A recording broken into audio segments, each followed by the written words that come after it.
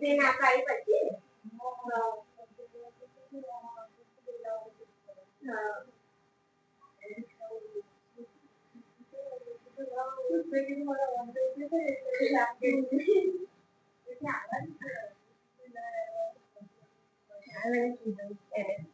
એનું નહીં સેટ થાય તો મને ખબર જ છે મેં તો એને પૂછવાની જરૂર જ નહીં જે આવવાની હોય ને ગમે તે રીતે આવી જાય અને કઈ પ્રોબ્લેમ આવ્યો છે ને તે નહીં આવી કે આ સાચી વાત તો કઈ નહીં હું પછી સેલિબ્રેટ કરાવી દઈશ ખબર જ છે મારે હું ચાલે જ કરવાની એ તો જેવી રીતે કે તમારી લાઈફમાં તમારું સ્કૂલ ટાઈમનું હોય કોલેજના ફ્રેન્ડ હોય તમે મળો તો તમે એ રીતનું સેલિબ્રેટ કરી દો હવે તમે લોકો અમને આવો છો તો તમે મારી સાથે એક વખત સેલિબ્રેટ કરી દો પણ મારે જે જૂના સ્ટુડન્ટ હોય એ લોકોને બી કરવું હોય એ લોકો ના આવી શકે એવું પછી કોઈ બીજા દિવસે મળી જાય એવું ચાલે પછી ટેન્શન નહીં લેવાનું કાલે કરાવડે છે ને બધાને કરાવડે કાલે ટીચર ને સેલિબ્રેટ કરી બર્થડે બી કરી દઈશું ઉપર હું લખાવડાવું એમના તમે કહો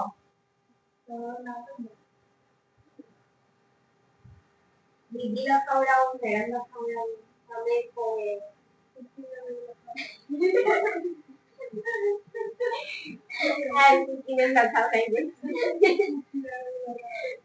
હેપી બર્થડે બી લખાવડાવી દઈશ ને હેપી ટીચર્સ ડે બી લખાવડાવી દઈશ તો લખાવડાવી દઈશ નહીં તો બે નાની નાની લઈ આવીશ એક બર્થડે ની લઈ આવીશ ને ટીચર્સ ની લઈ આટલી અમદી આવે 100 રૂપિયાની જ આવે છે નાની લાઈટ મૂવી કાલે અને મને એવું કઈ નથી કે હું કોઈ પાસે મંગાવું હું જાતે લઈ આવું છું મેં પરમ દિવસે કેક જાતે જ લઈ લીધો હતો કોઈ લાવવા જ નહીં દીધા તો જેને આવું હોય એને ઘરે આવી જાય મને મળવા કાપવો હશે કેક તો કટ કરી દઈશ નહીં કાપવો હોય તો કંઈક બીજું ખાઈ લઈશ કારણ કે અમુક વખત બહુ મીઠું મીઠું થઈ જાય તો નહીં મજા આવે ખાલી આપણે ફોટા પાડવા છે તો એક્શન પણ લેવાની હું જાતે જ લઈ લઉં મને વાંધો નહીં લઈ આવી મને બસ ખાલી તમે લોકો આવા રહેજો કોન્ટેક્ટમાં ના હોવ તો બી મને યાદ રાખજો હું તમને રાખીશ કેમ ના જાવ યાદ તો બહુ રાખી છે કઈ જ ના જોઈએ ચલો આપણે શું શીખ્યા હતા સ્લાઇડ નું બતાડ્યું હતું હોમ મેનુ માં આવવાનું હોમ મેનુ ની અંદર થી આપણે ન્યૂ સ્લાઇડ લેવાનું ન્યૂ સ્લાઇડ માંથી તમને જે સ્લાઇડ જોઈએ કોઈ પણ સ્લાઇડ લઈ લેવાની પછી ફોર એક્ઝામ્પલ કે મારી પાસે બુક્સ નો ટોપિક હતો તો મેં બુક્સ લીધી હતી બુક્સ લઈને તમારે એને સિલેક્ટ કરવાનું અહીંથી ફોનની સાઈઝ આપી દેવાની ડિઝાઇન કલર જે તમને જોઈએ આપી દેવાનું બરાબર તો પછી આપણે આ હતા ડિઝાઇનમાં ખાલી એમાં તમારે યાદ એ રાખવાનું છે કે જો તમારે દરેક સ્લાઇડ પર અલગ અલગ ડિઝાઇન આપવી હોય તો રાઈટ ક્લિક કરવાનું અને એપ્લાય ટુ સિલેક્ટ સ્લાઇડ લેવાનું બરાબર શું કરવાનું અહીંયા એરો પર પહેલા તો હું ક્લિક કરીશ તમને જે ઇફેક્ટ જોઈએ છે એના પર આવી રીતે કર્સર લઈ જાઓ પછી રાઈટ ક્લિક કરીને એપ્લાય ટુ સિલેક્ટેડ કરી દો એટલે શું કરશે એક જ સ્લાઇડમાં તમારી એ જ ઇફેક્ટ રાખશે બીજી સ્લાઇડો લઈશું તો મિક્સ નહીં કરો બરાબર હા અહીંયાથી તમે જે કલર બદલવા માંગો બદલી શકો છો ને ફોરવર્ડ બેકગ્રાઉન્ડ તમારે જે રીતે કલર આપવો હોય એના માટે જે મેં તમને બતાવી દીધું બરાબર યાદ છે ને સોલિડ ફિલ્ડમાં તમને આવી રીતે સિમ્પલ કલર મળી જશે ગ્રેડિયન્ટ ફિલ્ડમાં બે કલરનું મિક્સિંગ છે જે અહીંયા તમને કલર આપેલા જ છે રેડીમેડ તમે અહીંથી કલર પણ લઈ શકો છો તમારી ચોઈસ પ્રમાણે પછી પિક્ચર ઓર ટેક્સચર ફિલ્ડ કે મને પાછળ બેકગ્રાઉન્ડમાં ફોટો મૂકવો છે તો અહીંયા હું આવી જઈશ ઇન્સર્ટમાં હવે હું ગેલેરીનો યુઝ કરું છું તમારે ઓનલાઈન પિક્ચર જોઈએ તો લઈ લેજો તો અહીંયાથી ફ્રોમ ફાઇલ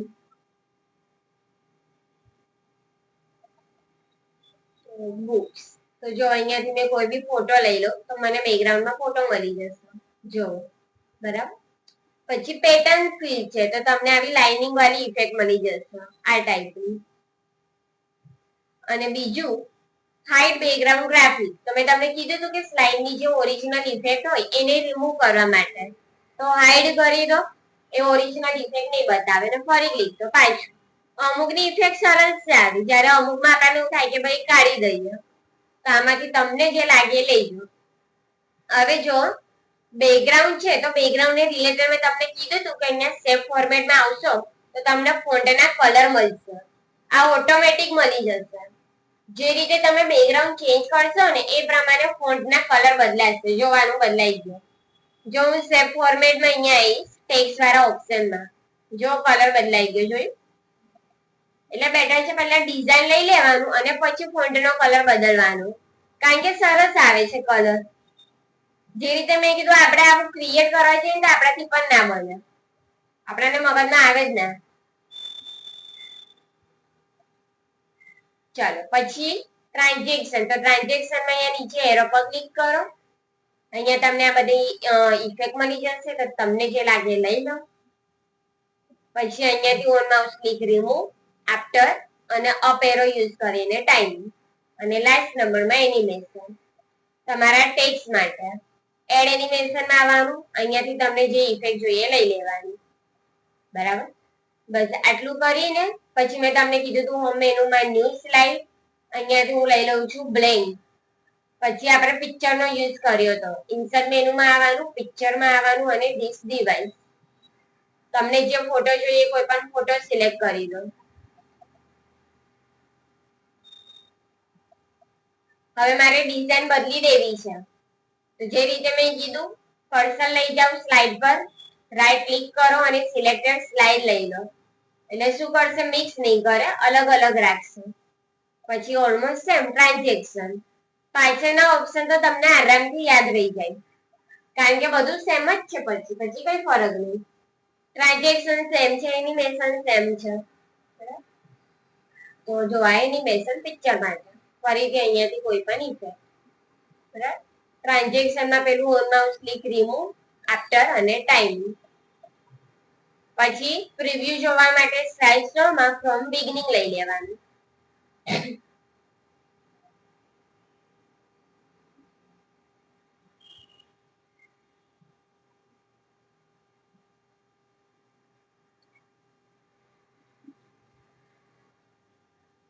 બરાબર, તો આટલું આપણે શીખ્યા હતા. હવે આજે આપણે એક એક સ્લાઇડ લઈને ટ્રાન્ઝેક્શન બનાવી, તો હું તમને શોર્ટકટ બતાડું છું કે તમારી પાસે 100-200 જેવી સ્લાઇડો બનાવવાનો ઓર્ડર છે, કાં તો તમારું પોતાનું પર્સનલ યુઝ હોય, જે બી હોય, તો તમે કેવી રીતે કરશો? આવી રીતે એક એક સ્લાઇડ લઈને તો ક્યારે કરી લો?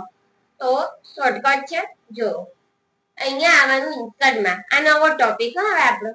ઇન્સર્ટ મેનુની અંદર અહીંયા તમને ફોટો આલ્બમ મળી જશે. આ ફોટો આલ્બમમાં જે ફોટો આલ્બમ લખ્યું છે ત્યાં ક્લિક કરવાનું ને ન્યૂ ફોટો આલ્બમમાં આવવાનું. ન્યૂ ફોટો આલ્બમમાં આવીને અહીંયા ક્લિક કરવાનું આ ફાઇલ ડિસ્ક પર.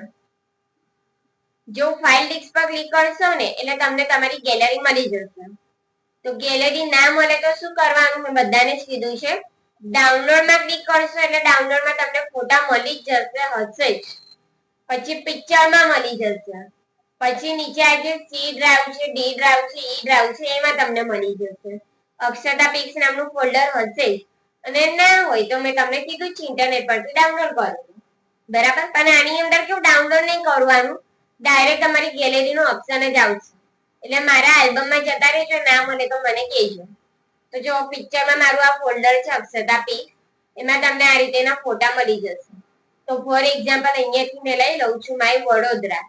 મેં આ ફોલ્ડર પર 2 ટાઈમ ક્લિક કરી છે એટલે મને બધા જ ફોટા મળી જશે.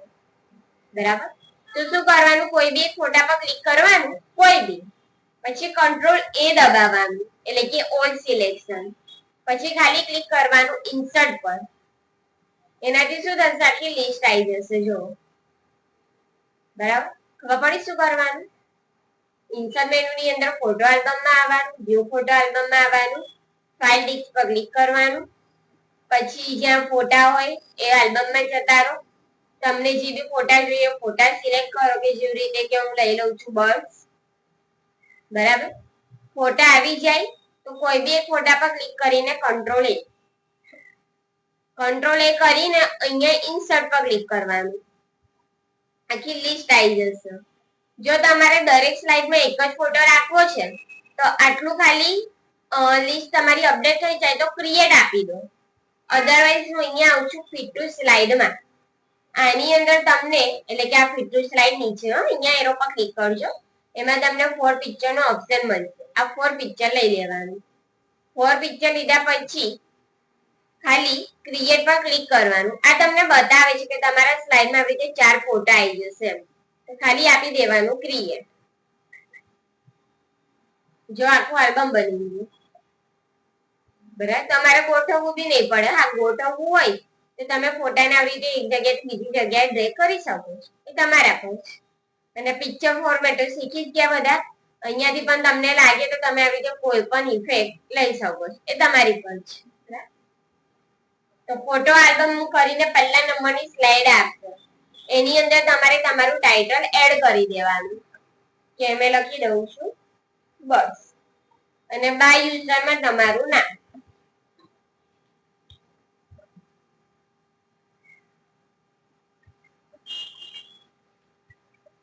બસ, પછી ડિઝાઇન માં આવી જઈએ. તો ડિઝાઇન ની અંદર મેં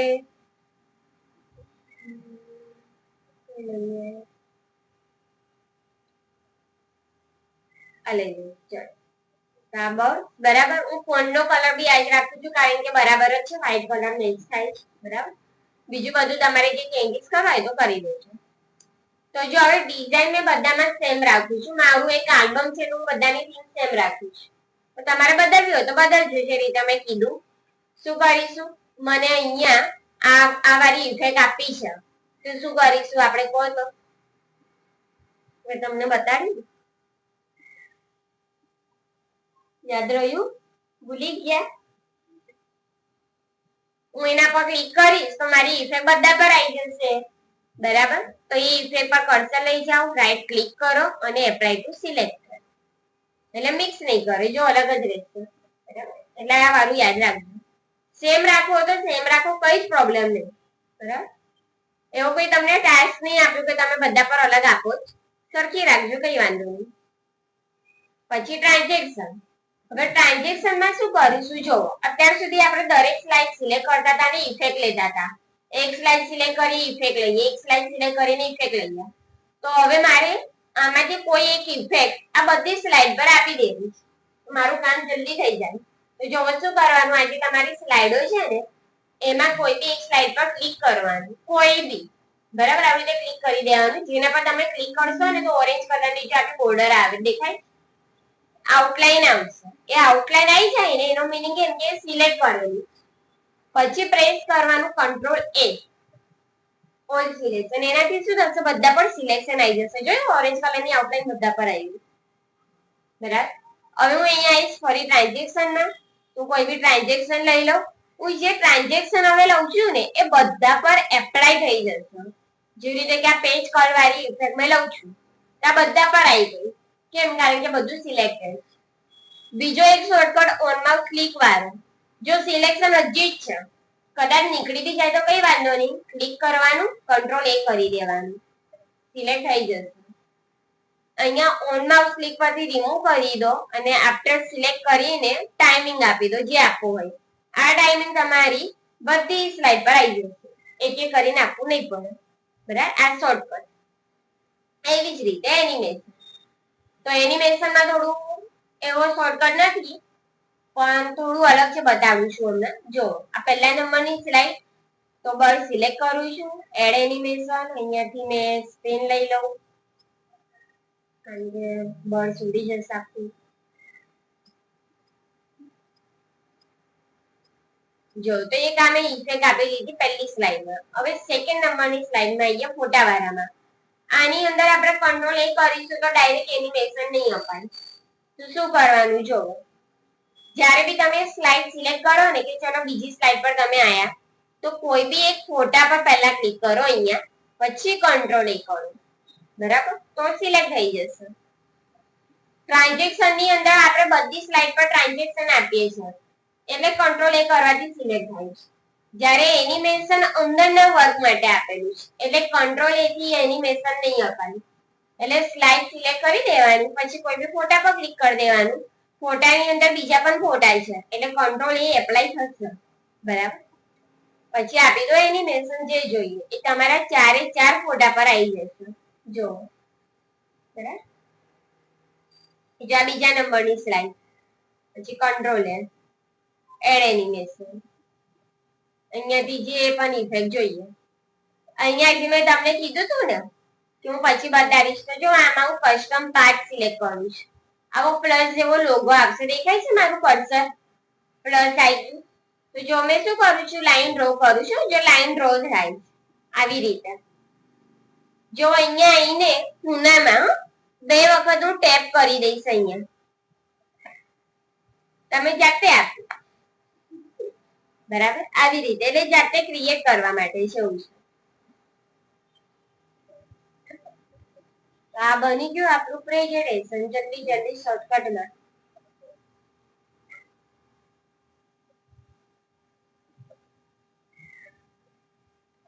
હા, તમારે અલગ ઇફેક્ટ આપવી હોય તો તમે આપી શકો છો. કંટ્રોલ A કરીને આપશો તો બી વાંધો નહીં, તમારા પર છે. તમારી પાસે જેવો ટાઈમિંગ હોય. આ તો છે ઓપ્શન એટલે બતાવ્યું, બરાબર. કારણ કે ખાસું જલ્દી કામ થઈ જાય એનાથી. પેલું એક એક કરીને કરવું એટલે વાર લાગે. જો સ્લાઇડ સમાપ્ત બિગનિંગ. હજી તમે સોંગ નહીં મૂક્યું, બાકી સોંગ બી મુકાય. બતાવ્યું છું, તમારામાં નહીં મુકાય, તમારામાં નહીં સપોર્ટ કરે. આમાં વાગશે.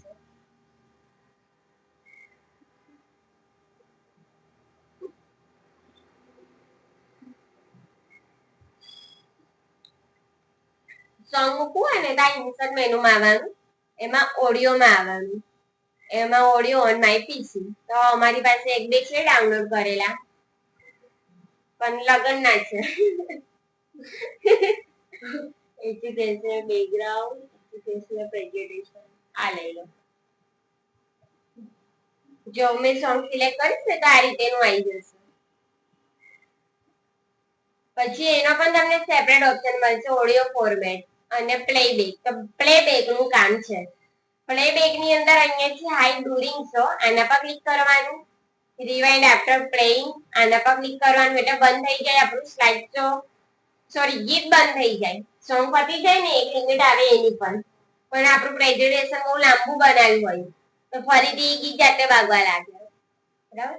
અને પ્લે ક્રોસ સ્લાઇડ આટલું સિલેક્ટ કરવાનું. અને ઇન ક્લિક સિક્વન્સ વાળામાં ઓટોમેટિક લઈ લેવાનું. ઓટોમેટિક થી શું થશે, એની જાતે ચાલુ થઈ જશે, બરાબર. જો આટલું કરીને પહેલા વગાડીને જોઈએ.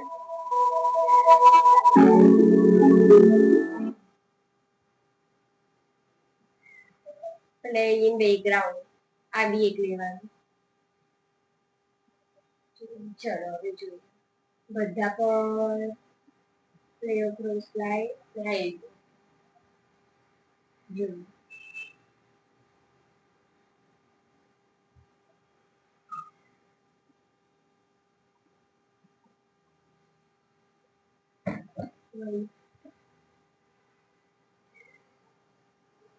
સ્લાઇડ પર જતું લાઈટ લાસ્ટમાં છે.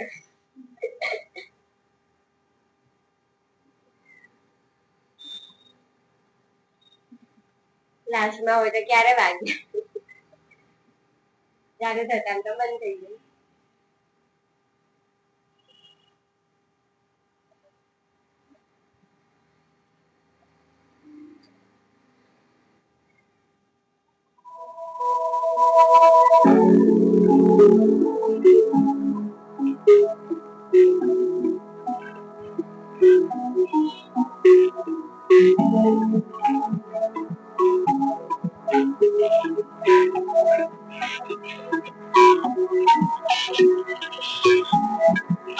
તો બેકગ્રાઉન્ડ મેં બ્લેક રાખ્યું છે, બાકી આજે મેં પેજ કલર વાળી ઇફેક્ટ લીધી છે ને, બહુ સરસ એકદમ બુક જેવું દેખાય.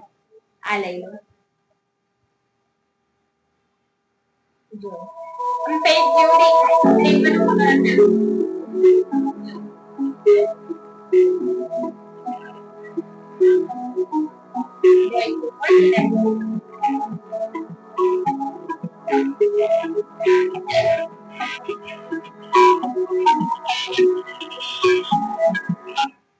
ડન.